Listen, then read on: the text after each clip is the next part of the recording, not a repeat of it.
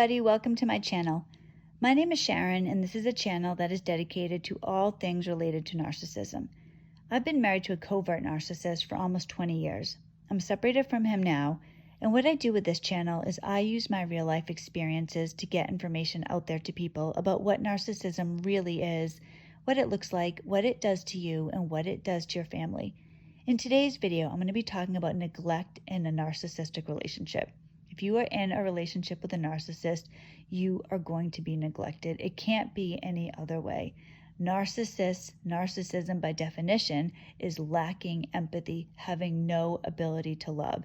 So if you're with somebody like that, you're going to be neglected, and neglect is abuse. Now, I know sometimes that can be confusing for people when it's not physical abuse. You know, if somebody is hitting me in the face, I'm aware right away that they're abusing me. Emotional abuse is also real abuse. It affects you deeply. And in some ways, it's worse than physical abuse, although I am in no way underestimating the trauma of physical abuse. But when you're physically abused, you know it right away. There's no mistaking it. Emotional abuse isn't like that. You can be emotionally abused for decades and not be aware of it, but these symptoms are still manifesting inside of you.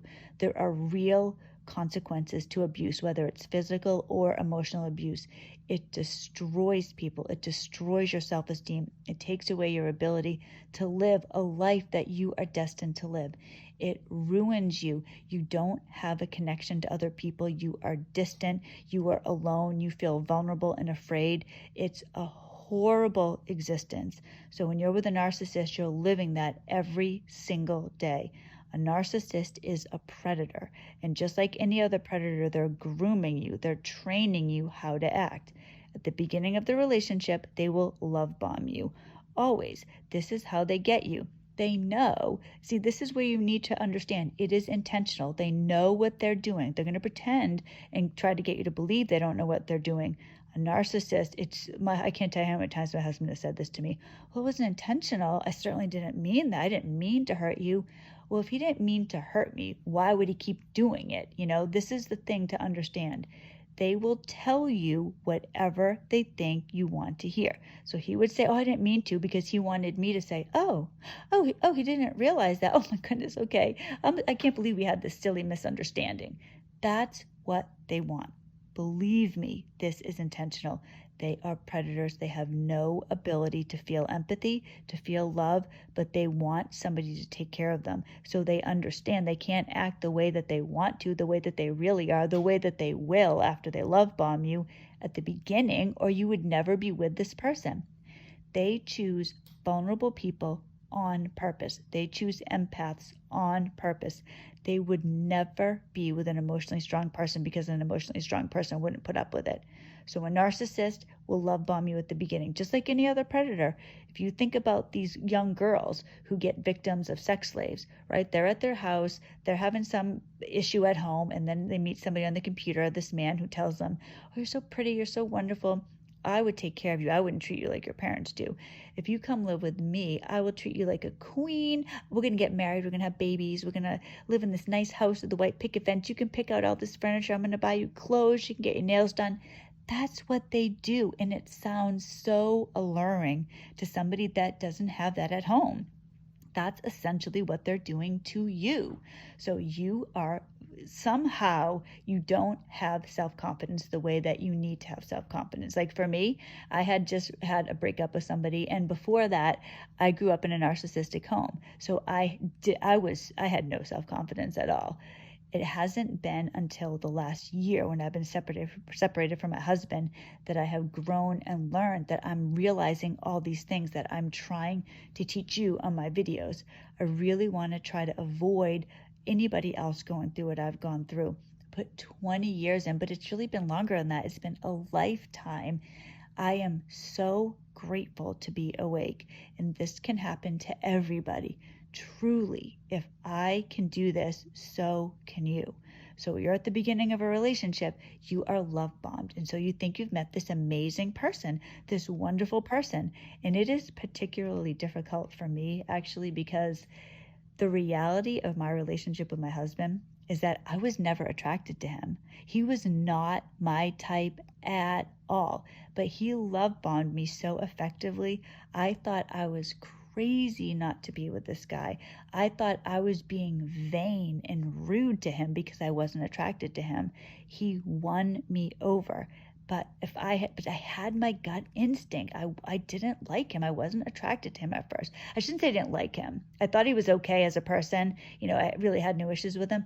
But as the relationship progressed, little parts of him came out that I didn't like. But I was so hooked on the love bombing, I thought I would be a fool to pass this up. So if you have indications, if there's something telling you, please listen to your gut instinct. It's there for a reason. Please, it would be better, really, to lose a good guy, a good girl, than to end up in an abusive relationship with a narcissist. So that really haunts me. But I was love bombed, you're love bombed. This is what happens. Have to accept what has already happened because we can't go back and change the past. So you're love bombed initially. Of course, it's not real. The person is acting. They're pretending to be somebody that they aren't. So after the love bombing, you're hooked. You're like a drug addict. You're like somebody who has had a drug. You love the way it makes you feel. You don't feel that way anymore, but you're always chasing that. You just think, if only I could feel that way again. And that ends up happening in a narcissistic relationship. The person is never the same way after the love bombing. Now, they might occasionally throw you some scraps here and there, but in general, for the most part, the way they are when they're love bombing you is the only time you'll see that person. Then they become who they really are. Because remember, they don't have the ability to feel love. It was never real. It was just temporary. So think about things you can do temporarily, right? Like I've fasted temporarily. I would not want to fast long term, but all right, fine. I fasted for 24 hours or 36 hours. I could do that. I could do that for a short amount of time, but that's not who I really am. I don't fast every single day. So it's like that with a narcissist. They can be kind when they want something from you, but after that, it's all over. Now you have to do whatever they want. They con you, they trick you, they hurt you, they trap you. A narcissist will never meet your needs, ever. Essentially, they're okay letting you down. Your self-esteem doesn't exist, and people have to feel connected to other people. So when you're in a relationship, and especially if you're in a relationship with a narcissist who will purposely isolate you from other people, they don't want you around a lot of people. They don't want you around people that might clue you in. They don't want you around other people who are in healthy relationships, so you might connect the dots and recognize that, wait a second, why isn't this person treating me the way that they should? They keep you isolated on purpose. So you're starved of affection and you need affection. That's why in the prison system, it's a punishment to be in solitary confinement, because you're taken away from what you really need. You need to have a connection.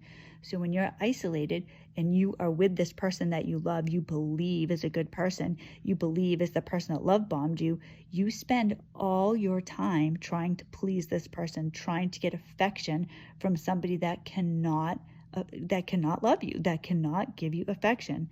Neglect makes you feel disconnected, lost, and alone. A neglect essentially tells you don't matter.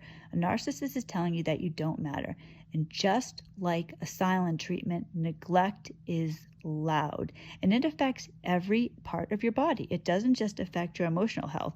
Loneliness and neglect affect your immune system, your circulatory system, your cardiovascular system. When I was with my husband, I used to get terrible migraines all the time. They would be incapacitating. Any little light it would be like I was being stabbed in the head. It was all stress because you're constantly having cortisol running through your body. You're always in a flight or fight mode. Always. This is where that it comes in, where people will say that they're walking on eggshells, because you never know what's going on in your own life. You're uncertain. You're living in limbo, really. You never know when the person's going to yell at you, when they're going to be in a bad mood, what you can expect when they get home. I used to live in fear of my husband. He would come home, the garage door would open, and I would clench up. I would be afraid, and I didn't connect that. At the time when I was in the middle of the abuse, I didn't connect that. I didn't think, this isn't right. This is my husband. He should be taking care of me. I just felt fear. I wanted to make sure he was in a good mood. So he would come home, and if he was in a good mood, oh, thank God, I would be relaxed. And I would always be trying to do everything for him. I was not the type of wife that was hanging out in sweatpants at home. I would always be done up. I would always look nice. I would always cook him meals. I would make his lunch in the morning. I would pick out his clothes for him before work. I spoiled him rotten, and he never gave me anything back, but I just gave and gave and gave and gave, and he was happy to take. It wasn't until the end of the relationship, and I found out that he's a narcissist. And that's just like one little aside I want to say, because I think this is important for people to understand. My husband was diagnosed as being a narcissist. He has narcissistic personality disorder. However, it means nothing to me. Whether or not he had that diagnosis, it doesn't matter. Every single symptom was there. It's the way he treated me. So if you're with somebody and they haven't been diagnosed, or you think, well, it's wrong for me to put a label on them, please don't feel that way. If somebody is treating you poorly, if somebody is not giving you what you deserve, and what I think people deserve in a relationship is what you are willing to give. If you are willing to be devoted, if you are willing to love somebody, be there for them, be emotionally supportive, you deserve that in return. If you're not getting that, you're being abused. If you are giving everything and they're not taking anything, if they're coming home from work and you're afraid of your own husband, that isn't right. Silent treatment, neglect, abuse, these affect your brain. They affect your brain just like physical pain. Feelings of rejection and abandonment send a signal to the amygdala, and that triggers fear. So at the time you need your partner the most, if you are with somebody, if you're in a relationship with somebody and you feel fear, you need that person to comfort you. If you're feeling fear because of your partner, that isn't right. That's not okay. Please have the self-esteem enough to accept that this person doesn't deserve you, that they're not treating you right. It's wrong. Somebody who is a narcissist, somebody who has narcissistic traits can't change. They don't have the ability to love. They don't have the ability to care. They hurt you purposely. It's such a difficult thing to accept. But I want to say, people look different when they're taken care of. If you see somebody that is well loved, you can see it on their face. You can see it in the way that they carry themselves. People who are abused, who are emotionally neglected, live a fearful, miserable life. People understand this when it comes to animals. I don't know if people have ever tried to buy certain animals at a store. I tried to buy a sugar glider one time at a store, and they literally wouldn't sell me the animal unless I bought two. The store was worried about the emotional health of the sugar gliders. And I'm not saying we shouldn't care about animals, we should, but a pet store puts that type of care in an animal that they're selling for profit. Please put that type of care in yourself. Please care about yourself. Nobody else is going to care about you the way that you care about you. You owe it to yourself. You owe it to your children. And I know when you've been in an abusive relationship, you feel like you can't get out, like you're stuck, like it's over. If you believe in God, please understand, God will give you strength right when you need it. You don't need to plan ahead, even by a week. Go day by day. Think about what you can do today, what you can do to get through one day, how you can make a plan, how you can get through it, how you can take care of yourself, take care of your children. Don't go ahead of God. It's like if you think about the Israelites in Egypt, they were given manna for one day, just enough for one day. Take enough to get through each day. Don't get overwhelmed by thinking, oh, what am I going to do next month? What am I going to do next year? How am I going to get over this? Am I ever going to meet somebody else? That's going to overwhelm you. If you recognize that you are in a relationship with somebody who is emotionally neglecting you, remind yourself it is abuse. You don't deserve it. There's a better life out there for you. People tell me all the time that I'm strong. I'm really not. I'm just like anybody else. I have to do this. I don't have a choice. I really don't. What am I going to do? I'm trying to do this for my family. I'm trying to do this for my kids. I'm trying to do this for myself.